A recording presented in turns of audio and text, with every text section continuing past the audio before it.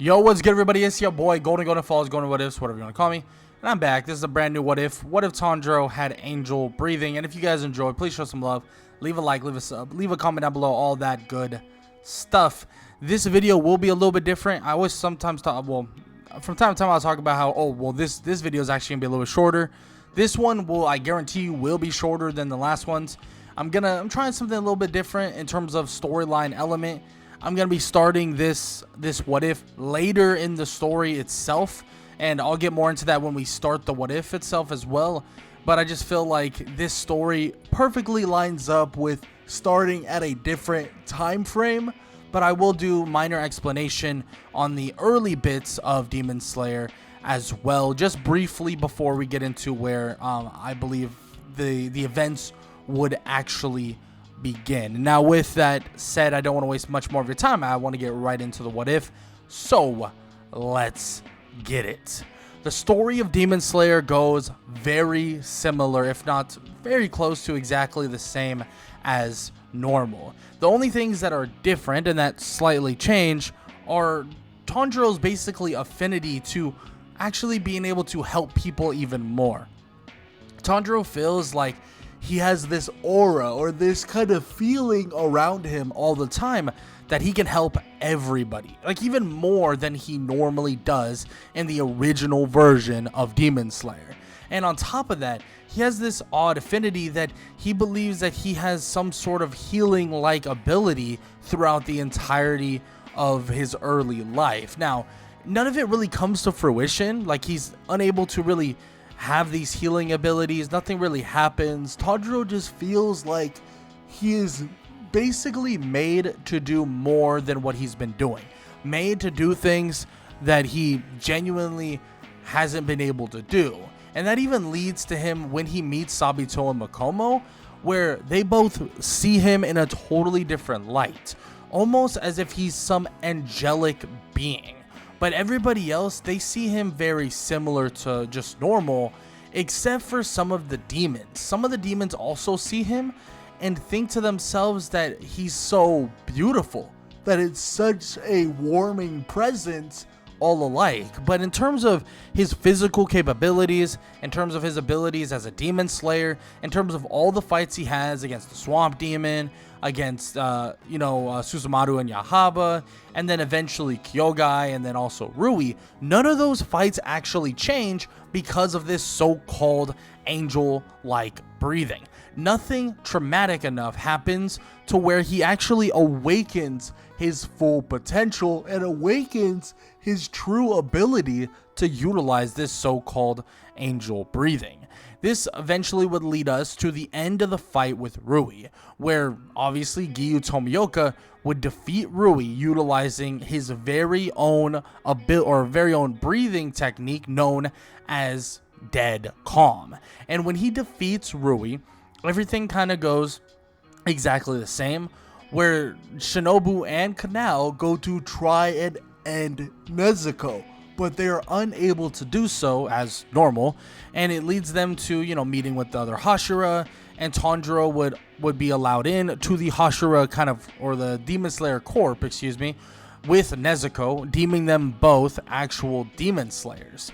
And after all that is wrapped up, and after all that is said and done, he finally gets his opportunity to learn more about what this so-called Flame Hashira is able to do. Because one thing he did unlock and learn of when he was fighting against Rui was his ability to utilize sun breathing. But obviously he doesn't know it is sun breathing specifically. He actually has no clue what it is. He initially thinks to himself, oh, it's got to be some sort of fire breathing. It's got to be some sort of this or some sort of that. He has no idea what it is specifically. But what he does know is that it's something other than what he's been learning, aka something other than water breathing. And that right there is something that Tanjiro wants to get more involved in. He wants to know what is going on, what is his capabilities, how is he able to utilize these capabilities, and so much more. He wants to learn more about this so-called fire breathing, and who's better to learn it from, other than the one and only Rengoku. But Rengoku makes it very clear that his breathing style well, based on what Tanjiro is saying, is not the same as his, in which definitely confuses Tanjiro, because Tanjiro's like, well, I don't get it. Like, what do you mean it's not the same, right? Like, I know it's the same. Like, I know it's similar, if not the same, as what you're talking about. I know all this stuff, but Rengoku's like, no, it's not the same. Actually, it sounds more like something we call sun breathing, a breathing style that basically is the father of all the breathing styles itself. Every single breathing style essentially is created from this one breathing style. And when Tanjiro hears this, he's thinking to himself, that's ridiculous, that's insane, right? I've never heard of something like that. But with that said, Tanjiro does learn about that just briefly, and it leads them to basically going throughout the entirety of the Muggen Train exactly how they normally go about it. Tanjiro is a big component in defeating Enmu, and eventually everybody on the train is actually saved. But this would lead them to the moment that would actually change things for the future of Demon Slayer and the future of Tanjiro and so many others. That is the eventual arrival of Akaza.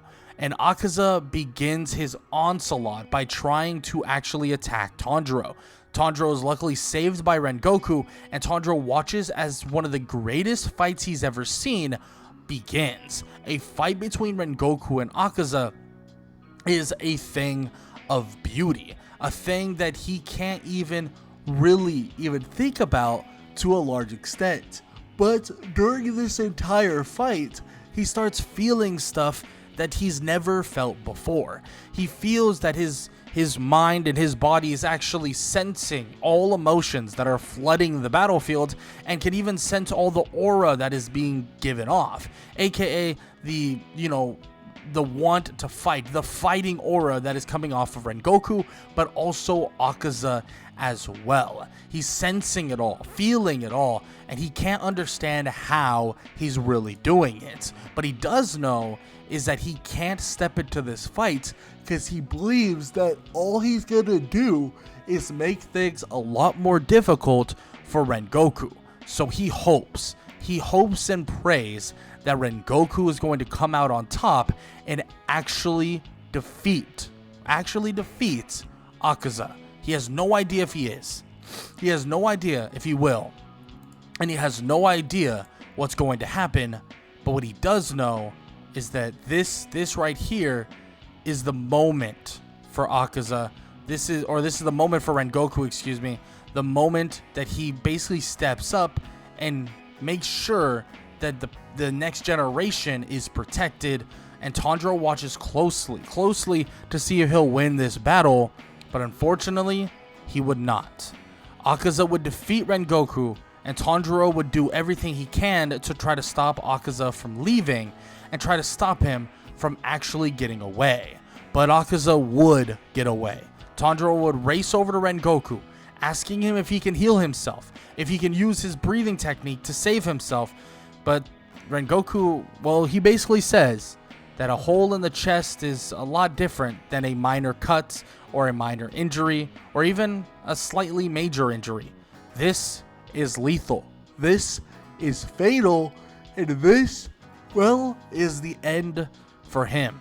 As Rengoku basically looks off into the distance and sees his mother, sees the person that has loved him and cared for him all his life, he would smile. But his mother, looking back at him, would then look away from him, looking towards the young man that is right there. And looking towards Tanjiro, well, her eyes would grow wide as Tanjiro would immediately sprout wings, these beautiful white-colored angel wings, and would envelop himself and Rengoku behind them as well. This aura of this beautiful aura would surround them both, and Rengoku would be in shock. He could just peek through the wings just enough to see his mother standing there, and his mother looks at him and says to Rengoku that this is not your time, this is not your moment, but you truly do make everybody proud. In which Rengoku, he would cry just a little bit and look down at his chest to see that the wound on his chest, the hole straight through his body, was gone. He would be in shock to think he doesn't understand how, but Tanjiro would unveil his wings, moving his wings away from Rengoku and stand next to him. Rengoku would stand up with the help of Tanjiro, and he would look at Tanjiro, asking him what he is, asking him truly, what is he?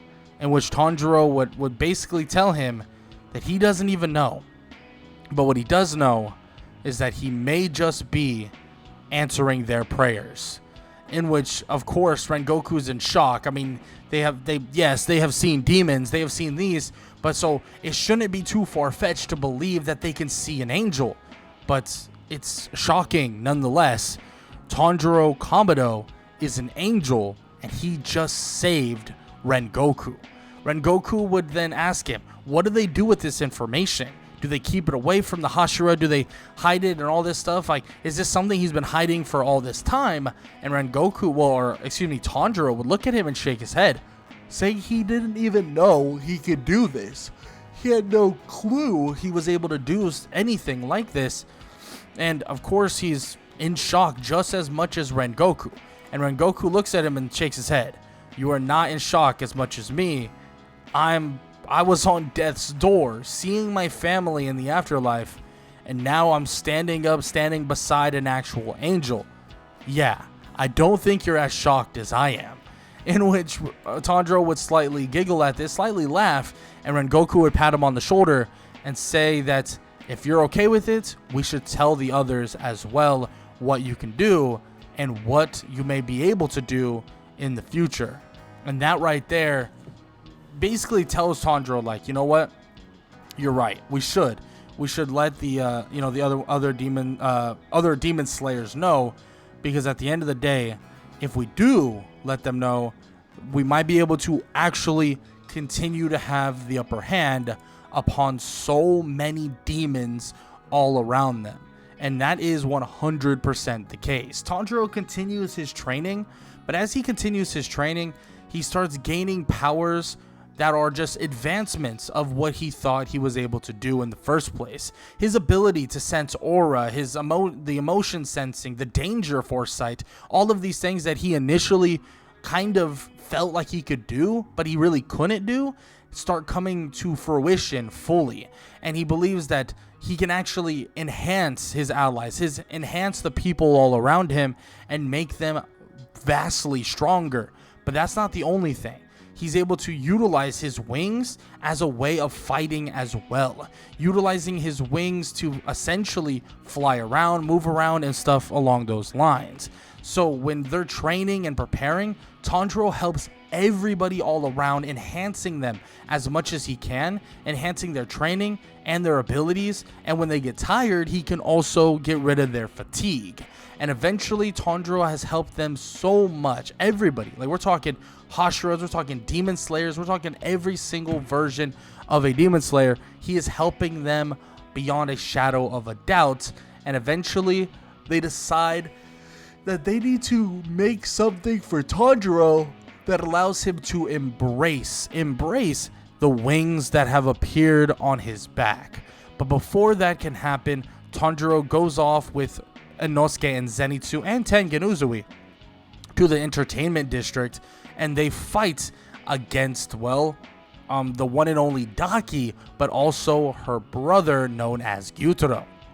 And this fight right here is one hell of a fight. But Inosuke and Zenitsu, and even Tengen to an extent, are stronger than normal.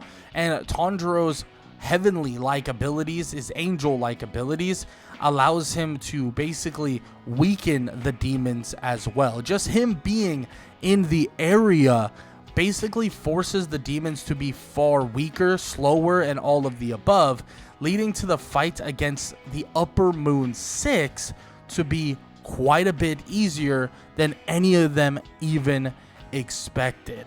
But one thing Tanjiro has no clue and did not even think of when it comes to, the potential things that could ensue is something involving the Swordsmith Village. They take him there after the defeat of Daki and Gyutaro, and yes, Tengen still decides to retire, but he says the perfect Hashira, or the perfect Demon Slayer to take his place, is the one that is next to them. The true next angel-breathing Hashira would be able to replace him with no doubt, and replace him with massive amounts of ease. So that's something that obviously he brings up to Iguro, and after all that is said and done, and after, you know, that whole conversation is had, they would then set up Tanjiro with more rehabilitation, recovery, training, and he would help with training with everybody as well, with his abilities as basically an angel. And eventually he heads off to the Swordsmith Village, where when he arrives, they actually created something even better for him when fighting. Yes, he can utilize his sword the way he's been utilizing it, but they also get him a advancement, you could call it, towards his wings. A kind of pseudo wing-like kind of cover that allows him to utilize blades made of Nichiren to take on various demons as well. And Tanjiro finds this to be very, very useful, being that his wings are essentially another pair of arms. Not in the same way that he can, like, you know, grab onto things so easily, but his wings can be used in a pretty good direction, being that Tanjiro is able to use them very easily. And when Hantengu and Gyoko show up, Tanjiro is more than prepared, especially more than prepared for the people all around him, making all of them stronger and making the demons weaker by his presence alone. And when the demons are there, in all honesty, all they can think about is the fact that whatever this guy is, it's not fair. It's not fair that he has these divine powers. The demons are supposed to have the advantage, but it seems to them that they are losing that idea quicker than you could think. Losing this advantage quicker than you think. And Tanjiro even pushes himself further and further as the fight with Hantengu gets more and more difficult, leading to him awakening his Demon Slayer mark and also allowing others as well to awaken it just as easy. Tanjiro's abilities as basically an angel allows for that as well, enhancing everybody around them to basically gain their Demon Slayer marks. But what they don't know as well, just for the near future, is that his association with them also makes it so the time restraint, basically, aka Demon Slayers dying at a certain point because of the mark, is actually uplifted. They no longer will have that effect and no longer will have actually a detriment of getting the mark. And luckily enough, Tanjiro is able to defeat Hantengu with the help of the others, and Tanjiro essentially makes this entire fight a lot easier because of his angel breathing like techniques and angel breathing abilities. But even with all that said, making things easier and better, Tanjiro eventually still is put in a situation where he tries to cover up Nezuko because of the sun, but when he does so, and when he actually protects her, she moves him away. Not kicking him away like normal and stuff like that.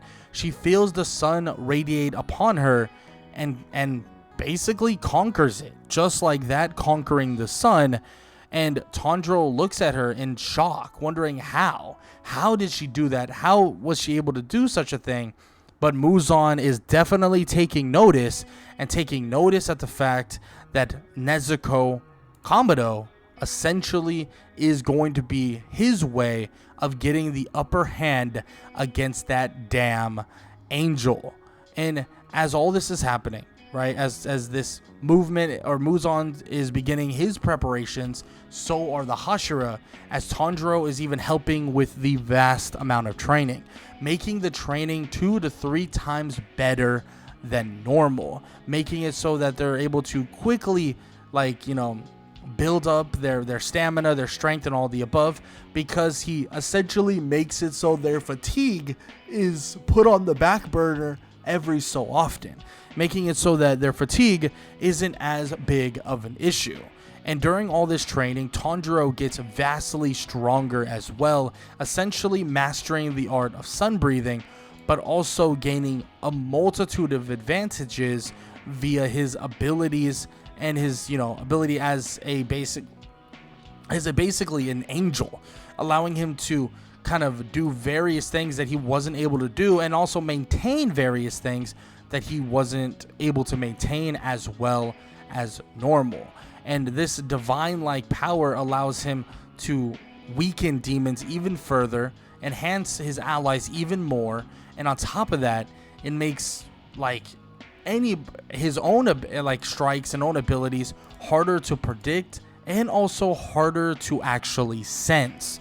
So after all the training is said and done, and once the eventual fight with Muzan would ensue, Tanjiro would go to fight against Muzan immediately, but would be sent to the Infinity Castle to team up with Giyu Tomioka to actually fight against the one and only Akaza. Now, this fight itself is something that Akaza is far from prepared for. And when the fight begins, Tanjiro seemingly is getting the upper hand on Akaza. It's basically like Akaza's unable to actually sense his attacks coming the way he's used to sensing people's attacks. And Akaza's own attacks are slower, they're weaker. He's able to take damage a lot easier, and it seems that Akaza is falling behind quickly, especially with trying to deal with whatever these wings are for Tanjiro. Tanjiro's Nichirin kind of like bladed wings are making it one hell of an issue for Akaza in a 2-on-1 like fight. And as basically everything or all these attacks would ensue, Tanjiro would have the danger foresight not only for himself but also for Giyu Tomioka. And Tanjiro and him are essentially the perfect duo to take down Akaza, and they're able to do so, I wouldn't say without struggle, but with Tanjiro's abilities and divine abilities of his holy grace and light and harmony and stuff like that. It allows for him to overwhelm Akaza and then lead to his defeat, sending him to the afterlife, and also showing him a different way to do so. Not even giving his body a chance to try to fight through the idea of basically growing your head back and stuff like that. No, he legitimately is able to send him to the afterlife and actually send him to a good place with his one true love, sending him away. And Muzan is angered by this, pissed by this, but Tanjiro looks towards Muzan himself, believing that the fight against him will end everything in its totality. Tanjiro and Giyu would fly around, Tanjiro would fly around and he would pick up Giyu to do so, and eventually they would come across Muzan. And the choice to basically defeat him is only one thing. That is waiting till the sun is basically rising. Because when Tanjiro tries to actually eliminate him, he utilizes even some of his divine power, essentially utilizing the weakness and essentially trying to make his own sun in a way. But unfortunately, it's not enough. And he needs the true sun itself to actually, inflict divine justice essentially upon Muzan. And Muzan, he continues the fight for hours on end, all the way until sunrise. And when the sun comes out, Muzan believes that he can get away by essentially making himself into a baby and having a ton of different thick skin on him. Yes, it's burning away. Yes, he's having trouble and yada yada yada, but he believes that eventually he can actually get out. But when the sun comes up, Tanjiro flies up, blocking the sun itself, and he would point down with his wings, and as he does, the sun would create a beam of light striking towards Muzan and essentially disintegrating him on the spot, enhancing the sun, or using the sun to be enhanced, using a beam of light to destroy Muzan once and for all, Tanjiro, with his divine powers, essentially makes the world of Demon Slayers safe, and it seems to them that they truly had an angel on, behind them, and an angel truly watching and also trying to keep them safe. But of course, after this is all settled and their lives are slowly but surely going back to normal, questions would be asked. What is Tanjiro? What exactly came of this power, and how did he get this power? And he tells them that at the end of the day, and maybe it should stay this way, but he has no clue. Maybe one day he'll learn, and one day he'll be told, and one day something will come up of it, and it will be explained about basically how he got it and what happened. But all he knows now is that he's happy that he did get it, and happy that these angelic powers did not go to waste, and they were able to be a big, very big component in defeating Muzan Kibutsuji and ensuring that the future generations of humans all alike can be free from the torment of the demons. But that right there is the end of What If Tanjiro Had Angel Breathing. And if you enjoyed, show some love. Leave a like, leave a sub, and leave a comment down below.